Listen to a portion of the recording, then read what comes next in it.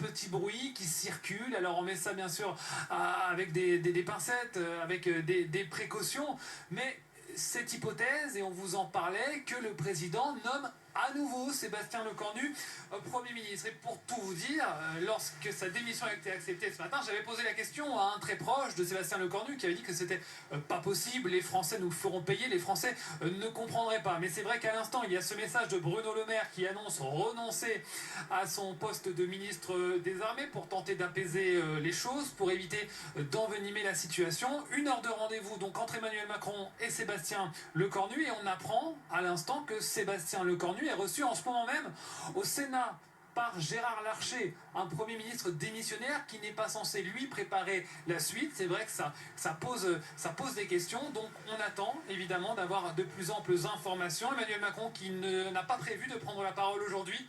À ce stade, nous dit-on, ça aussi, ça pourrait changer. En tout cas, tous les regards sont braqués vers lui, la pression aussi, y compris dans son propre camp. Certains aimeraient comprendre enfin sa stratégie, y voir plus clair et le presse de s'exprimer devant les Français. Merci Loïc Besson, en direct de l'Elysée. Alain Duhamel, Bruno Le Maire renonce à participer au gouvernement. Il explique nous dans ce tweet qu'il a bien compris qu'il était le problème et que c'est lui qui avait créé, enfin c'est sa nomination qui avait créé une crise politique. Est-ce que Sébastien Lecornu peut être reconduit dans ses fonctions? Constitutionnellement, oui. Il peut être reconduit, bien sûr. Bon, simplement, quand il a été nommé, il avait la réputation d'être un très bon négociateur et de savoir vers quoi il allait.